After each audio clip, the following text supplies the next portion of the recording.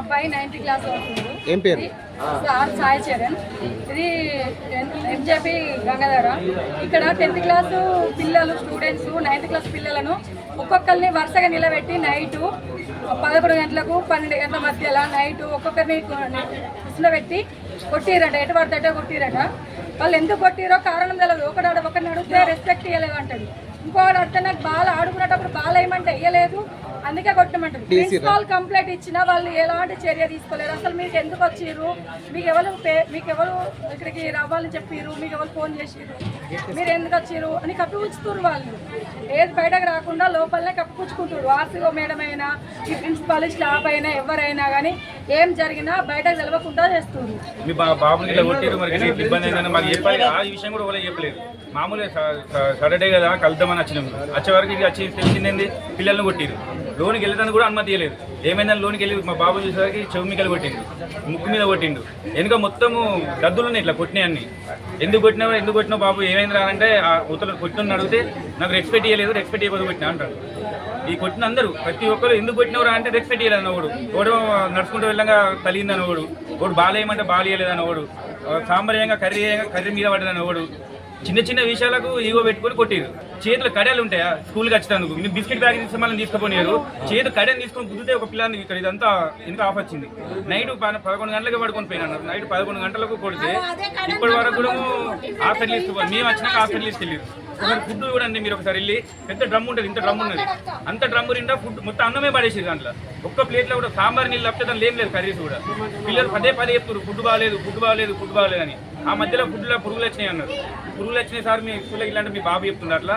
ఎవరా మీకు ఏదో పురుగులు వచ్చినాయో అని బెదిరించి ఫుడ్ గురించి అంటే ఇప్పుడు వెళ్ళి మీరు లైవ్ చూసినాం. ఈ పరిస్థితి అయిందని మేము అందరూ వచ్చినాం, పేరెంట్స్ అందరూ ఇప్పుడు వెళ్ళి లేవుకి వెళ్ళి చూసినాం.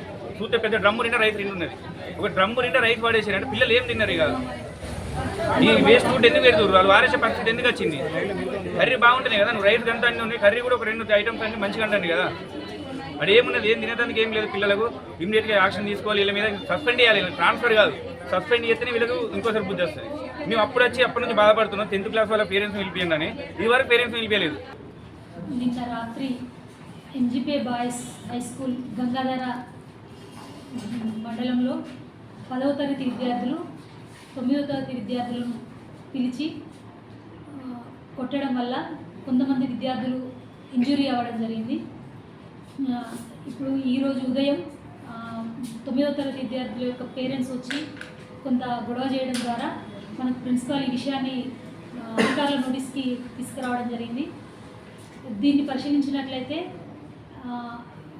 విద్యార్థుల మధ్య వచ్చినటువంటి చిన్న మనస్పర్ధలు, రెస్పెక్టు అనేటువంటి వాళ్ళ మీద చారబోయడము లేదా గ్రౌండ్లో వాళ్ళ మధ్య ఏర్పడినటువంటి చిన్న కారణాలతో నిన్న రాత్రి సుమారుగా 11 గంటల సమయంలో 10వ తరగతి విద్యార్థులు 9వ తరగతి విద్యార్థులను కొంచెం కొట్టడం జరిగింది.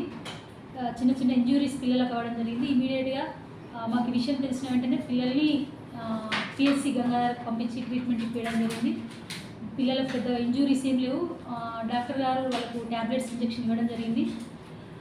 ఈ విషయమే మేము ప్రిన్సిపాల్ని విచారించగా నైట్ డ్యూటీ ఉన్నటువంటి ఇన్ఛార్జ్ టీచరు వాచ్మెన్ ఆ టైంలో రెస్పాండ్ అవ్వకపోవడం వల్ల ఇది జరిగిందని, కాబట్టి ఇమీడియట్గా ఆ నైట్ డ్యూటీ చేసినటువంటి స్టాఫ్ పైన చర్యలు తీసుకోవడానికి ఆర్సీఓకి జిల్లా కలెక్టర్ గారికి లెటర్ రాయమని చెప్పడం జరిగింది. ఇదే విషయమై పేరెంట్స్ కూడా నాకు ప్రిన్సిపల్ని ఉద్దేశించి మరియు అక్కడ ఉన్నటువంటి స్టాఫ్ని ఉద్దేశించి నాకు ఒక దరఖాస్తు ఇవ్వడం జరిగింది. నేను ఇదే విషయమై కలెక్టర్ గారికి రికమెండ్ చేస్తూ ప్రిన్సిపాల్ని చేంజ్ చేయమని, అక్కడ చాలా సంవత్సరాలుగా పాల్గొన్నటువంటి కొంతమంది స్టాఫ్ని కూడా చేంజ్ చేస్తే మనకి గురుకుల హాస్టల్ అనేది కొంత గాడిన పడుతుందని నేను భావిస్తున్నాను. ఇదే విషయమై కలెక్టర్ గారికి కూడా నివేదించడం జరుగుతుంది.